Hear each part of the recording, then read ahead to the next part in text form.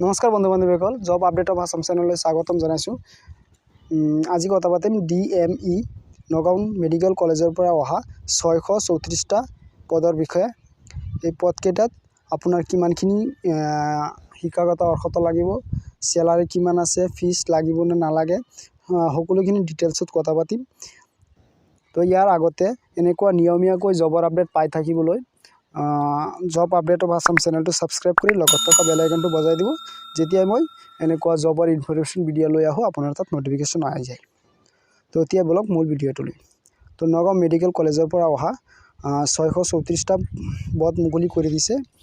তো পদকেইটা হ'ল আছে থাৰ্ড গ্ৰেড আৰু ফ'ৰ্থ গ্ৰেডৰ। তো থাৰ্ড গ্ৰেডত আছে 431টা পদ আছে। থাৰ্ড গ্ৰেডত টেকনিক্যাল পোস্ট আছে 333টা, নন টেকনিক্যালত আছে 98টা। তো ক্যাটেগরি ওয়াইজ এই পদকেইটা ভগাই দিছে, কোনকেইটা ক্যাটেগরিত কিমানখিনি পোস্ট আছে ভগাই দিছে। আকৌ প্ৰত্যেকটো পোস্টৰ বাবে বেলেগ বেলেগকৈ কোৱালিফিকেশ্যন বিচাৰিছে আৰু স্যালাৰিটো বেলেগ বেলেগকৈ আছে। তো আপুনি চাই ল'ব, মই ডিছক্ৰিপশ্যনত এডভাৰটাইজমেণ্টটো দি দিম, তাৰ পৰা চাই ল'ব।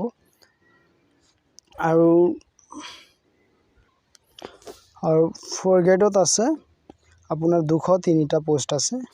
এইকেইটাও বগাই দিছে, বেলেগ বেলেগ পোষ্টৰ বেলেগ বেলেগকৈ এডুকেশ্যন কোৱালিফিকেশ্যন লাগে আৰু স্যালাৰিটো বেলেগ বেলেগকৈ আছে। চ' মই জাষ্ট ইনফৰমেশ্যনখিনি দিছোঁ। আপোনাৰ এপ্লিকেশ্যন ফিজটো কিমান লাগে মই সেইটো কৈ দিছোঁ।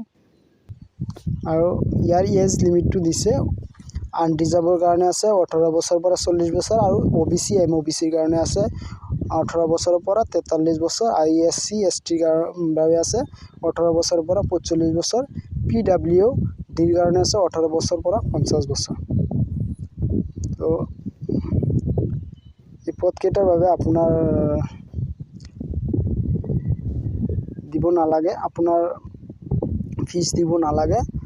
চ' মই লিংকটো দি দিম, তাৰ পৰা গৈ আপুনি এডভাৰটাইজমেণ্টটো চাই ল'ব। আৰু ইয়াৰ ষ্টাৰ্ট হ'ব আপোনাৰ লাষ্ট ডেটটো আছে আপোনাৰ 9 জানুৱাৰীলৈকে, 2023 9 জানুৱাৰীলৈকে। আৰু ইয়াৰ ষ্টাৰ্ট হ'ব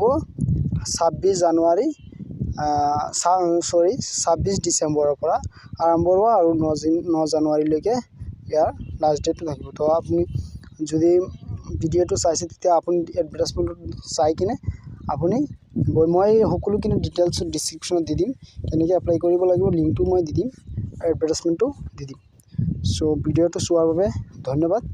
চ' জব আপডেট অফ আসাম চেনেলটো ছাবস্ক্ৰাইব কৰি থ'ব।